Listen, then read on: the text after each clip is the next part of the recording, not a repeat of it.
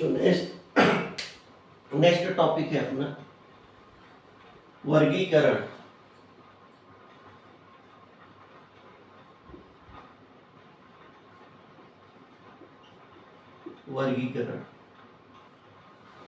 वर्गीकरण को आप जो है दो भागों में डिवाइड कर देना। ये अपने को वर्गीकरण दो समय पे करना पड़ता है, तो वर्गीकरण को आप इस टाइप के दो भाग में डिवाइड कर देना। एक होगा एक बुक कीपिंग समय,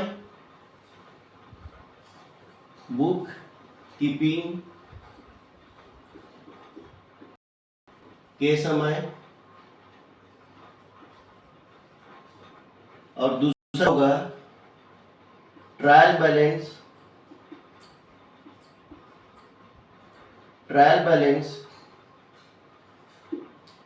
दूसरा है बैलेंस शीट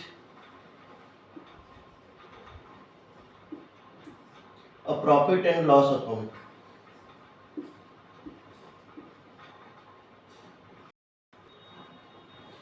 यानी अपने को जब भी अपन बुक्स बनाएंगे तो वर्गीकरण का जो काम होता है, एक तो बुक कीपिंग के समय होगा और दूसरा ट्रायल बैलेंस शीट या प्रॉफिट एंड लॉस के समय होता है। अब इस बुक कीपिंग में आप इसको सामान्य लैंग्वेज में लिखना चाहो तो लिख सकते हो। लेजर बनाते समय देखना है, ठीक है। तो बुक कीपिंग समय जब भी हम लेजर बनाते समय वर्गीकरण दो मेजर चीजें उसके आधार पे किया जाता है। एक है आपका समय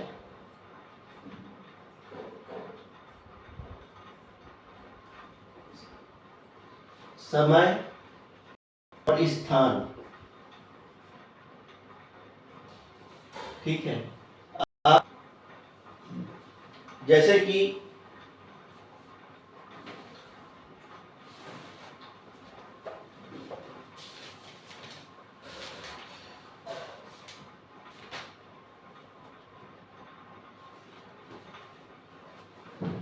आप समय को काट के समूह लिख देना, ग्रुप समूह,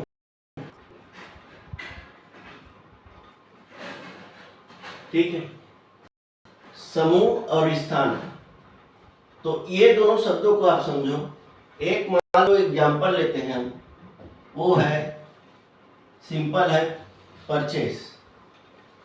अपन परचेस का लेजर बना रहे हैं, ठीक है। परचेस का मैंने लेजर बनाया, तो ये जो परचेस होती है, जो मैं परचेस करता है अपने शॉप के लिए या अपने ट्रेड के लिए या बिजनेस के लिए, तो ये परचेस यदि स्थान के आधार पर देखें तो स्थान के आधार पर दो होती है। अमूमन दो चीजें होगी। एक होगा कि अपने राज्य के अंदर में परचेस करना, ठीक है। दूसरा होगा राज्य के बाहर से परचेस करके लाना, मतलब राज्य के अंदर परचेस और राज्य के बाहर परचेस करके लाना। तो जब भी आप किसी बिजनेसमैन का बुक्स देखें, उस बुक्स में लेजर जैसे मान लीजिए स्थान के आधार पे है तो राज्य के अंदर होता है,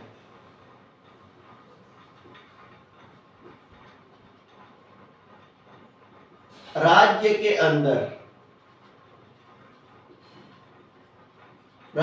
अंदर परचेस करके लाते हैं, तो उसको अपन बोलते हैं लोकल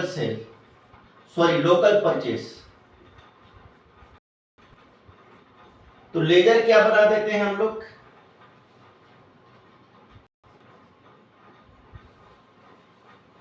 लेजर बनाते कैसे, इसमें राज्य के अंदर यदि परचेस किए तो उसको लोकल परचेस कहते हैं। और इसको जो है एक लीगल टर्म्स होता है, टर्म्स वो होता है इंट्रा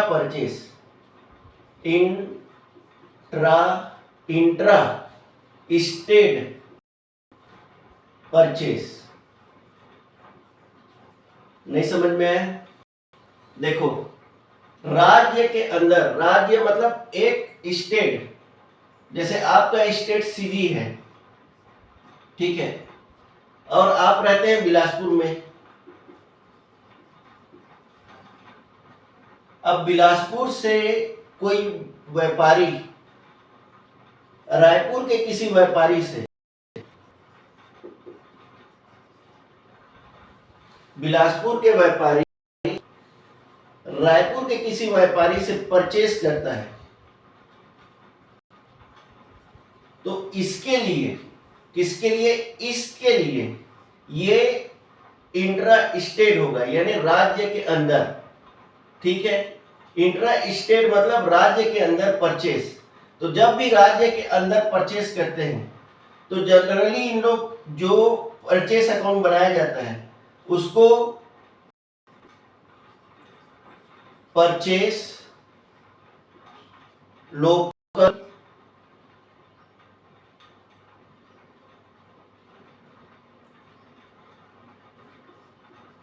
इंट्रा स्टेट, ठीक है, ये लेजर बनाई जाती है। अब सवाल उठता है, ये समझ में आए कितने जाने को? नहीं, राज्य मतलब मान लीजिए आप रहते सीजी स्टेट है, आपका बिजनेस चल रहा है बिलासपुर में। अब रायपुर की किसी पार्टी से आप खरीदेंगे तो ये राज्य के अंदर है, दोनों राज्य में है, एक ही स्टेट में है, सीजी में है। तो इन दोनों के बीच में जो ट्रांजैक्शन होती है उसको इंट्रा स्टेट कहते हैं, ठीक है।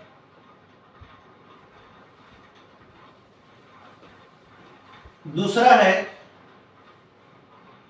राज्य के बाहर, बाहर बच्चों, राज्य के जो बाहर होता है उसको कहा जाता है इंटर, ये इंट्रा है और इसको कहता है इंटर, इंटर स्टेट परचेस। हम क्लासिफिकेशन कर रहे हैं इसका बुक कीपिंग के समय।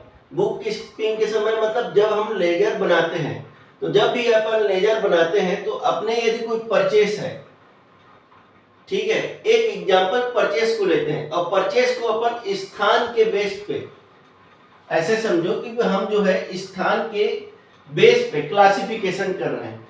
तो स्थान के बेस पे दो होती है, या राज्य के अंदर और दूसरा होता है राज्य के बाहर। राज्य के अंदर जो होगा उसको इंट्रा स्टेट बोलते हैं।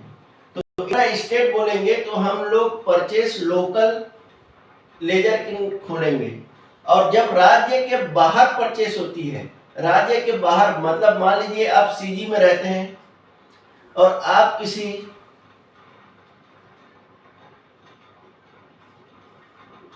नागपुर है, ठीक है, नागपुर के किसी पार्टी से परचेस करके लाते हैं,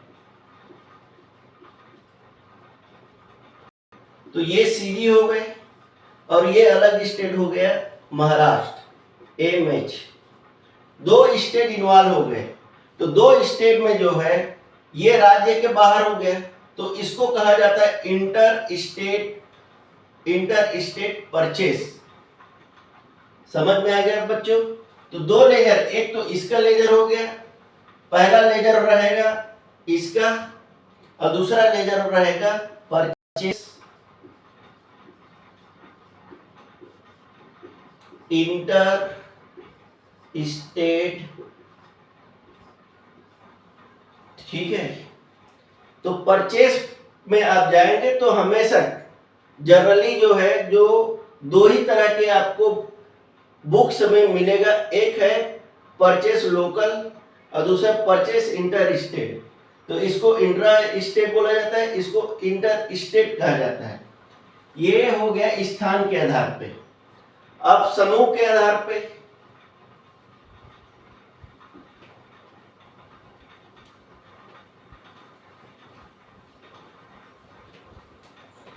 ठीक है, स्थान के आधार पे समझ में आया। अब लिखो समूह के आधार पे। समूह होता ग्रुप के आधार पे। अब ग्रुप कैसे होगा, मान लीजिए एक एग्जांपल बता रहा हूं मैं आपको। एक है आर के ट्रेडर्स, ठीक है, एक ये बिजनेसमैन है। अब इसका काम है हार्डवेयर, ऐसे कर लो, हार्डवेयर परचेस करना और सेल करना। अब इसमें जो है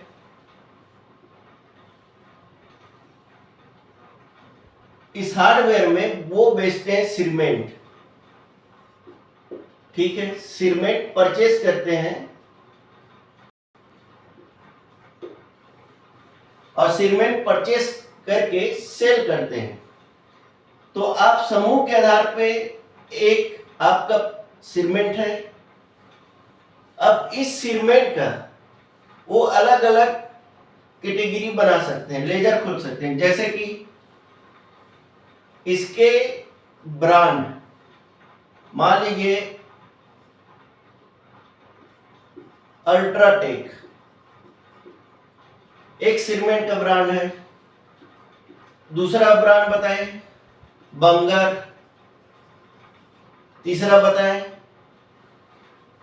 अल्ट्राटेक, बंगर हो गया, और सीमेंट का नाम बताओ जेके, और सीमेंट का नाम बताओ। तो ये हो गया समूह। समूह मतलब कोई एक ऐसा मटेरियल जो आप परचेस करते हो, लेकिन उसमें अलग अलग ब्रांड है, अलग अलग कंपनी है, तो उस अलग अलग ब्रांड के आधार पे आप लेजर बना सकते हैं, ठीक है। तो आप लेजर बनाएंगे तो कैसे बनाएंगे, अब इसके सामने आप परचेस वर्ड लिख दो, ठीक है, इनके सामने। तो ये अलग से बन जाएगा परचेस अल्ट्राटेक सीमेंट। सर ये हम क्यों बना रहे हैं, क्वेश्चन आता है सर हमें क्यों बना रहे हैं। बनाने का रीजन बताता हूं बच्चों। होता क्या है, मान लो आप पूरे जितने एक सीमेंट का बिजनेस है, उस सीमेंट के बिजनेस में आप सारे एक लेजर बना देते हो, ओनली एक लेजर परचेस अकाउंट, और सारे ब्रांड को उसी में आप डेबिट करते जाते हो, डेबिट करते जाते हो, डेबिट करोगे, सारे ब्रांड को डेबिट कर दोगे। अब मान लीजिए आपका ओनर है, और ओनर जो है ये कहता है कि मुझे ये बताइए कि साल में मैंने अल्ट्राटेक सीमेंट कितने परचेस किए। तो आपका आंसर क्या आएगा, आपको पहले लगेगा 4 दिन। सुन लो, ये करने के पीछे रीजन क्या है। आपको लगेगा टोटल 4 दिन। अब 4 दिन में पूरे बुक्स में साल भर में आपने जो परचेस किया वो छांटते बैठे रहोगे, अल्ट्राटेक डेट वाइज जाते हो जाओगे, छांटते जाओगे, छांटते जाओगे। 4 दिन में आपको मिलेगा कि भाई हमने UltraTech cement total 15 lakh something का खरीदा है, ठीक है, 4 दिन लगेंगे। अब होता क्या है, मान लो उसके आपने परचेस का लेजर बना दिया अल्ट्राटेक सीमेंट। अब अल्ट्राटेक से जो भी माल आएगी आप इसी को डेबिट करते जाओ, इसी में डालते जाओ।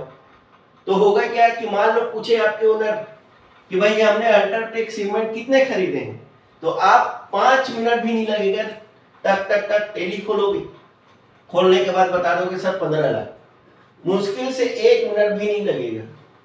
जो 4 काम है वो एक दिन में 1 मिनट में खत्म हो जाएगा। इसलिए क्लासिफिकेशन बहुत बहुत बहुत बहुत इंपॉर्टेंट है अपने डेटा के लिए। समझ में आ गया दोस्तों, आया बच्चों, ठीक है। दूसरा है, जब बुक कीपिंग खत्म हो जाती है तो हम जो है अकाउंटिंग करते हैं। ये तीनों अकाउंट कहलाता है। ये क्या कहलाता है बच्चों, इसको कहते हैं अकाउंटिंग। मैं लास्ट में बता दूंगा कि बुक कीपिंग और अकाउंटिंग में क्या डिफरेंस है, पहले पूरा समझ लो। अब बताने की जरूरत भी नहीं पड़ेगी क्योंकि आप जो है खुद ही बना लोगे। अकाउंटिंग अकाउंटिंग के समय जब हम ट्रायल बैलेंस शीट बना रहे हैं या बैलेंस शीट बना रहे हैं या प्रॉफिट लॉस बना रहे हैं, तो इसमें होता क्या है बच्चों कि अपने को क्लासिफाई करना पड़ता है। क्लासिफाई किस में करना पड़ता है? वो है एसेट और दूसरा है लायबिलिटी।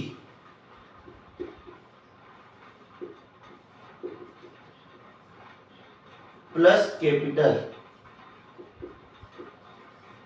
ठीक है। लायबिलिटी कैपिटल अपने को छांटना पड़ता है कि जो अपने लेजर में बना है ये लेजर किस कैटेगरी में आएगा, किस श्रेणी में आएगा। क्या वो एसेट है, क्या वो लायबिलिटी है, क्या वो कैपिटल है। ये तीनों चीज में क्लासिफाई करनी पड़ती है। समझ में आ गया? एग्जाम्पल ले लो, मैं एक एग्जाम्पल लेता हूं। फर्नीचर, सपोज फर्नीचर है, मैंने साल भर परचेस किए, परचेस करने के बाद लेजर मैंने फर्नीचर का लेजर बना दिया। ये फर्नीचर एक लेजर बना दिया और इसमें जो है डेबिट बैलेंस सपोज आप 75,000 रुपए डेबिट बैलेंस दिख रहा है, यानी साल भर में मैंने 75,000 का मैंने खरीदा। अब यहाँ पे क्या होता है कि ये तो मेरे बुक्स में दिख रहा है, तो मैं जब भी ट्रायल बैलेंस शीट या प्रॉफिट एंड लॉस बनाऊंगा तो उस समय ये सोचना पड़ता है कि ये जो फर्नीचर फिक्स एसेट है, क्या वो एसेट में आएगा, लायबिलिटी में आएगा या कैपिटल में आएगा, ये अपने को देखना पड़ता है। तो फर्नीचर जो है जनरली एसेट में आता है।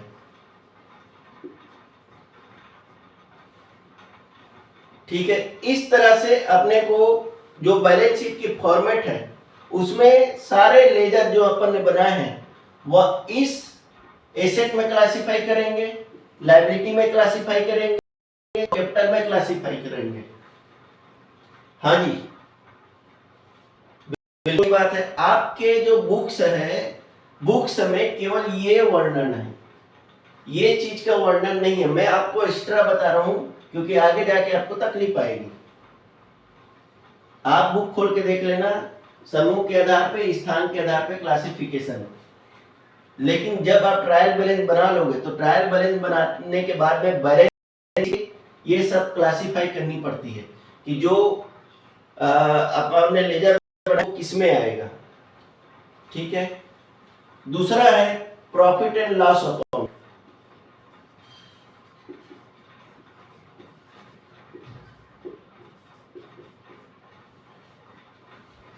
सपोज बच्चों अपन प्रॉफिट एंड लॉस अकाउंट में एक्सपेंडिचर आते हैं, तो जो एक्सपेंडिचर आते हैं उस एक्सपेंडिचर को ये क्लासिफाई पड़ता है, क्या वो P&L के आइटम है या बैलेंस शीट के आइटम है।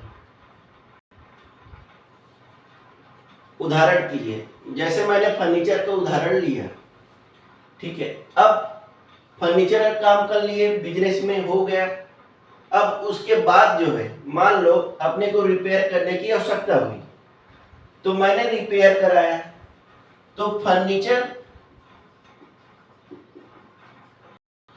रिपेयरिंग एंड मेंटेनेंस, इसमें मैंने किसी व्यक्ति को सपोज 50,000 रुपए दिए। अब ये देखना रहता है कि जो अपन ने खर्चा किया है फर्नीचर रिपेयरिंग एंड मेंटेनेंस में, क्या ये P&L में जाएगा या क्या ये बैलेंस शीट में जाएगा। तो इसके लिए समझना पड़ता है कि क्या हमने नया बनाया है या जो बने हुए हैं उसको कुछ अपन ने चेंज किया है, मॉडिफाई किया है या रिपेयर कराया है। यदि वो रिपेयर का है तो फिर P&L में आएगा। यदि रिपेयर का नेचर नहीं है, कोई नया बनाया है हमने, तो फिर वो एसेट में जाएगा। तो दो समय अपने को क्लासिफिकेशन की आवश्यकता होती है, एक बुक कीपिंग के समय और दूसरे trial balance and profit loss के समय। समझ में आ गया? लिख लो, पूरे 5 में 6 नंबर आएंगे बच्चे, ठीक है। नहीं, ये आपका बुक समय है, ये बुक समय नहीं है जो मैंने एडिशनल बताया। आगे जाके आपको टाइम, आपको इसमें समय लगेगा, इसलिए।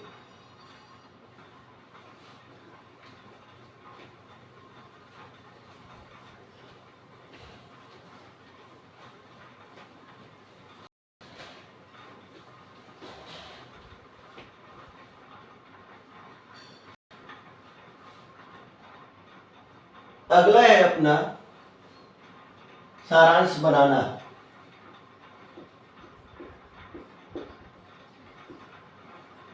सारांश, जिसको कहते हैं अपन समरी। बच्चों, जो बुक कीपिंग के आधार पे हमने जितने भी लेजर बनाए हैं, उन लेजर का एक क्लोज बैलेंस होता है, ठीक है। उन क्लोजिंग बैलेंस, हर एक लेजर का क्लोजिंग बैलेंस, क्लोजिंग अमाउंट निकलता है। उस अमाउंट के आधार पे हम 3 चीज बनाते हैं। यहां तक हो जाने के बाद में, ये बुक कीपिंग हो जाने के बाद, ठीक है, यहां से लेके यहां तक अकाउंटिंग कहलाता है, ठीक है। तो जब बुक कीपिंग हो जाती है, हम क्लासिफाई कर लेते हैं, छांट लेते हैं। छांटने के बाद में समरी, 3 तरह की समरी बनाई जाती है।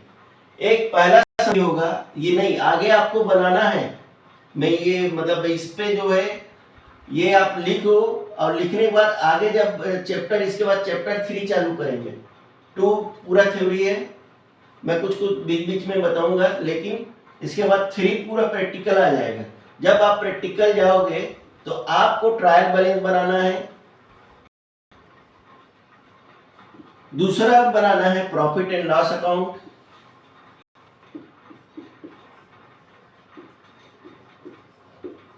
और तीसरा बनाना है आपको बैलेंस शीट।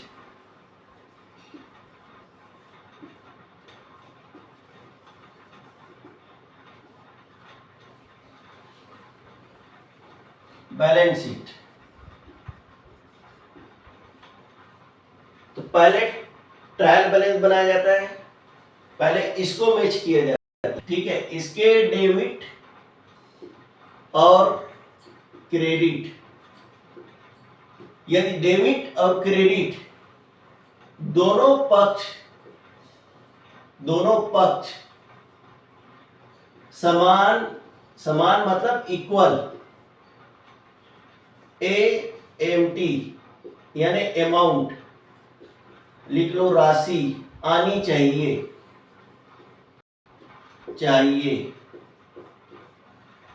ट्रायल बैलेंस में बच्चों जितने डेबिट बैलेंस है वो एक साइड आएगा और दूसरा साइड क्रेडिट बैलेंस आएगी, और दोनों का जो अमाउंट है, सपोज मैंने एक ट्रायल बैलेंस बनाया, एक डेबिट का बैलेंस है और एक क्रेडिट का बैलेंस है, ये DR है और ये CR है।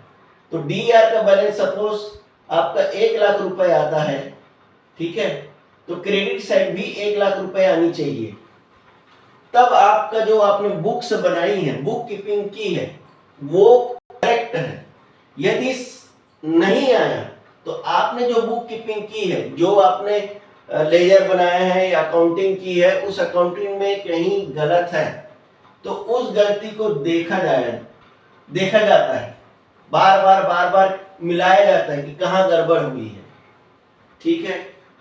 ये ट्रायल बैलेंस, जैसे ट्रायल बैलेंस आपका मैच हो गया, तो इस ट्रायल बैलेंस के आधार पे प्रॉफिट एंड लॉस अकाउंट बनाया जाए। अब ये profit and loss account revenue nature के खर्चे को, रेवेन्यू नेचर के सेल, परचेस और एक्सपेंसेस, सेल परचेस एक्सपेंसेस के आधार पे प्रॉफिट निकाली जाती है, ठीक है, निकालते हैं।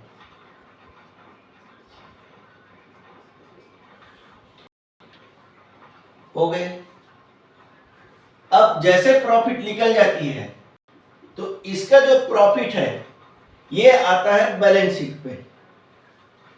तो यहां लिख लो P एंड L, लिख रहा हूं P and L, profit and loss को P एंड L होते हैं। P एंड L से प्राप्त, ठीक है, लाभ और हानि को समायोजन करते हुए